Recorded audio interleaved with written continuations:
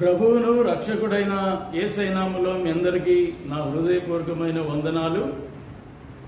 ఈ రోజు నుండి కొన్ని భాగాలుగా యెరూషలేము ప్రాంతాన్ని గురించి తెలియజేయాలనుకుంటున్నాను. యెరూషలేమా, నిన్ను ప్రేమించువారు వర్ధిల్లుదురు అని దేవుని వాక్యం ఉంది. వీడియో మొత్తం చూడండి.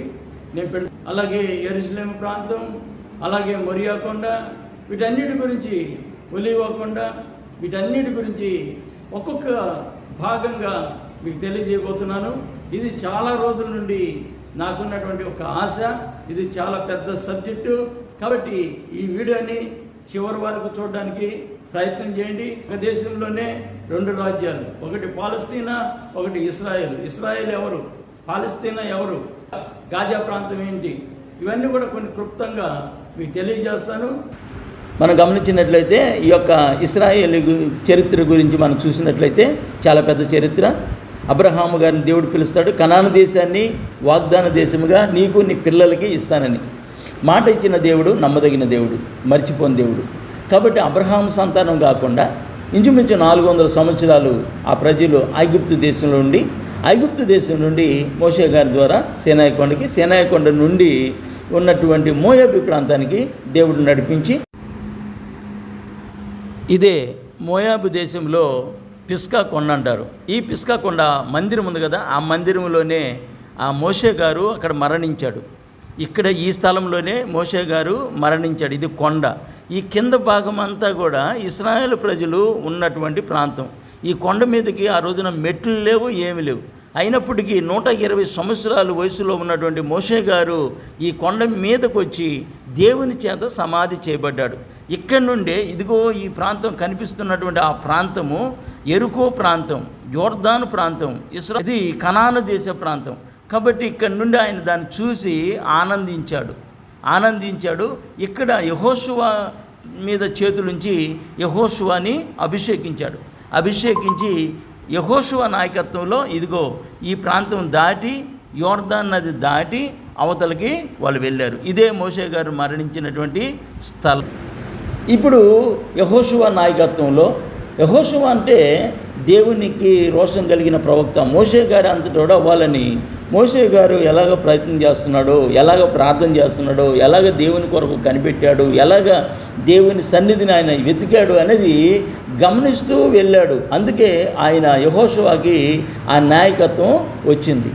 కాబట్టి ఆ యెహోషువ నాయకత్వంలో దేవుడు మాట్లాడతాడు, నీవు ధర్మశాస్త్రం బోధింపకుండా తప్పిపోకూడదు, నువ్వు అడుగుపెట్టు ప్రతి స్థలాన్ని నేను నీకు ఇస్తానని దేవుడు వాగ్దానం ఇస్తాడు. భయపడద్దు, జడేకు, నేను మోషేకు తోడైనట్లుగా నీకు నేను తోడై ఉంటానని చెప్తాడు. యోర్దాన్ నది వాళ్ళు యాజకులు ఆ యొక్క మందసాన్ని పట్టుకొని ఎప్పుడైతే దాడతారో, అడుగు పెడతారో, ఎగువ నుండి వచ్చే నీళ్ళన్నీ ఆగిపోయినప్పుడు అక్కడ ఇశ్రాయేలు ప్రజలందరూ కూడా ఆ యొక్క నది దాటిపోతారు, ఆరిన నేలలో దాటిపోతూ అక్కడి నుండి యెహోషువ చెప్తాడు, 12 గోత్రాలకు 12 రాళ్ళు తీసుకొచ్చి ఈ గిల్గాల్ అనే ప్రాంతంలో నిలబెట్టమంటారు. అది మీ పిల్లలు అడిగినప్పుడు అది దేవుడు మనల్ని ఆరిన నేలలో నడిపించాడని మీ పిల్లలకి చెప్పాలని దేవుడు వాళ్ళతో మాట్లాడతాడు. అప్పుడు ఇశ్రాయేలు ప్రజలు 12 రాళ్ళు తీసుకొని వచ్చి గిల్గాల్ ప్రాంతంలో నాటుతారు.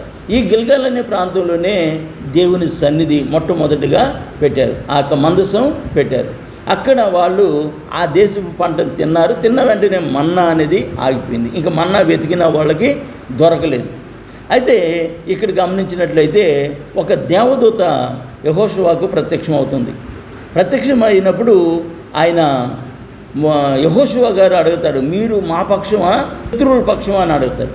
అప్పుడు ఆ దేవదూత చెప్తుంది, ఇదిగో నేను మీ పక్షము కాదు, నేను శత్రువుల పక్షం కాదు, దేవుని దూతగా నేను వచ్చున్నాను. యెహోషువ, నువ్వు నిలబడి ఉన్న ఈ స్థలము పరిశుద్ధమైనది కనుక నీ చెప్పులు విడిచిపెట్టమని దేవుని దూత చెప్పినప్పుడు యెహోషువ విధేయతతోటే తన చెప్పులను వదిలిపెట్టి ఆయనకి నమస్కారము చేశాడు.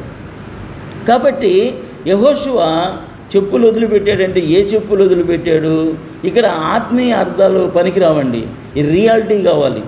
రియాలిటీ అంటే వేసుకున్న కాళ్ళకున్న చెప్పులు తీశాడు. ఈ రోజున మందిరంలో చాలామంది బూట్లు వేసుకొని వాక్యం చెప్తారు, చెప్పులు వేసుకొని వాక్యం చెప్తారు, చెప్తూ కూడా మళ్ళీ ఈ వాక్యం చెప్తారు. ఏమని? చెప్పులు వేసుకొని నీ పరిశుద్ధమైన స్థలము, నీ చెప్పులు వదిలిపెట్టు అని అదే వాక్యం చెప్తారు.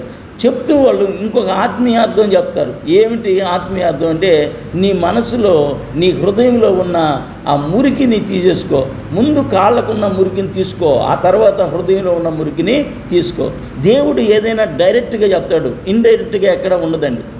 డైరెక్ట్గా హృదయము అన్నిటికంటే మోసకరమైనది, అది ఘోరమైన వ్యాధి గలది. దాన్ని గ్రహించగలవాడు ఎవడు? అలాగే చెప్పులు అన్నప్పుడు కాళ్ళకుంటాయి చెప్పులు, బూట్లు కాళ్ళకుంటాయి, హృదయంలో ఉండవు చెప్పులు.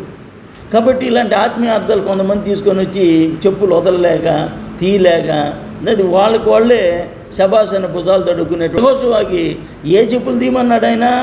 హృదయంలో ఉన్నాయి చెప్పులు కాదు కదా, ఉన్నది ఎక్కడున్నాయి చెప్పులు? కాళ్ళకి తీ అన్నాడు. మోషే గారిని ఇది పరిశుద్ధమైనది స్థలము, నీ చెప్పులు విడిచిపెట్టు అన్నాడు. వెంటనే మోషే గారు ఏం చేశాడు? చెప్పులు వదిలిపెట్టేశాడు, దేవుని మహిమను ఎత్తికాడు. కాబట్టి ఆత్మీయ అర్థాలు పనికిరావండి, రియాలిటీగా దేవుని వాక్యాన్ని చెప్పాలి. ఈ యెరికో పట్టణంలో చాలా బలమైనటువంటి పట్టణం. అప్పుడే ఇశ్రాయేల్ ప్రజల గురించి, ఇశ్రాయేల్ గురించి వాళ్ళకు ఒక భయం ఉంది.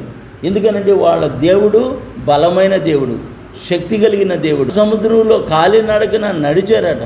అంటే ఎర్ర సముద్రం 2 పాయలుగా మార్చాడు. ఓ బలమైన దేవుడు అని అందరి గుండెలో ఆరిపోయి ఉండే ఎప్పటికే. అక్కడి నుండి వాళ్ళు మారానుభవాన్ని మధురంగా మార్చి చేదు నీటిని తీపిగా మార్చారు. బండలో నుండి నీళ్ళు ఇచ్చారు, మన్నాన్ని తిన్నారు. ఎన్నో మహిమలు యేసయ్య చూపించాడు, యెహోవా దేవుడు చూపించాడు. వాళ్ళని దేవుడు సురక్షితముగా యువతలకు నడిపించాడు యెహోషువ నాయకత్వంలో. అయితే అక్కడున్న ప్రజలు చాలామంది ఉన్నారు కదా, అక్కడున్నటువంటి ప్రజలు వాళ్ళని చంపి వీళ్ళని ఆక్రమించుకోవడం ఏంటి, ఇది తప్పు కదా అనేది అనేక మంది ఆలోచన. దేవుని వాక్యం సెలవిస్తుంది ఏమనంటే, భూమి అంతా నాదే కదా. కనాను నోవాహు యొక్క మనవడు అవుతాడు. కాబట్టి కనాన్ని నోవాహు శపించాడు. కాబట్టి ఈ దేశం అంతా ఎవరిదంటే కనాన్ది, కనాన్ యొక్క బిడ్డలది. కనాన్ యొక్క సంతానం ప్రజలు అప్పటికే విస్తరించారు. ఇక్కడ మెయిన్గా ఒక 11 మందిని గురించి రాసింది. కనాను ప్రథమ కుమారుడు సీదోను, హేతు, యొబుసి, అమోరీలు, గిర్గాలీలు, హివ్వీలు, అర్మీయులు, సీనీయులు, అస్వదీయులు, సెమీయులు, హమాతీయులు అనేటువంటి తెగలు కనాను దేశాలు వ్యాపించారు. ఆ కనాన దేశంలో వ్యాపించి వారి సరిహద్దు సీదోను నుండి గెరారు వెళ్ళు మార్గం దాకా, అలాగే సొదొమ గొమొర పట్టణాల దాకా, అలాగే లాష వరకు ఉంది. అంటే ఈ రోజున మనం మ్యాప్లో గమనించినట్టుంటే ఇశ్రాయేల్ దేశం అంతా కూడా ఈ కనాను సంతానం వృద్ధి చెందారు. వాళ్ళు అప్పటికే 400 సంవత్సరాలు అనుభవించారు. శపించబడిన వాళ్ళు 400 సంవత్సరాలు ఆ పంటని అనుభవించారు. అది వాస్తవంగా అబ్రహాము గారికి, అబ్రహాం సంతానానికి ఇయ్యాలని దేవుడు శోధించబడిన మీదట సువర్ణంగా మార్చాలని వాళ్ళని కష్టాల్లో నుంచి, ఆ బాధల్లో నుంచి, ఇనప కొలిమిలో నుండి బయటికి తీసి వారిని ఆనందింపజేసి సంతోషింపజేసి అబ్రహామా నీకు ఇచ్చిన వాగ్దానాన్ని నెరవేర్చానని రుజువుపరుచుకున్న దేవుడు యెహోవా దేవుడు. ఇప్పటి వరకు దేవుని వాక్యంలో నుండి కొన్ని ప్రాంతాలు చూసాము. మోయాబు ప్రాంతంలో మోషే గారు మరణించాడు. అక్కడి నుండి ఇశ్రాయేల్ ప్రజలు యెహోషువ నాయకత్వంలో యోర్దాన్ నది దాటి గిల్గాల్ ప్రాంతానికి వచ్చి 12 రాళ్ళు గిల్గాల్ ప్రాంతంలో నిలిపారు. అక్కడి నుండి దేవదూత ప్రత్యక్షమయ్యి నేను దేవుని పక్షంగా వచ్చి యుద్ధం చేస్తున్నానని చెప్తున్నాడు. ఆ తర్వాత యెరికో ప్రాంతంలో ఎలా యుద్ధం జరిగిందనేది మరొక భాగంలో చూద్దాం. ఈ యొక్క వీడియో నచ్చినట్లయితే లైక్ చేయండి, షేర్ చేయండి, సబ్స్క్రైబ్ చేయండి. మీ అందరికీ నా హృదయపూర్వకమైన వందనాలు. ప్రైజ్లా.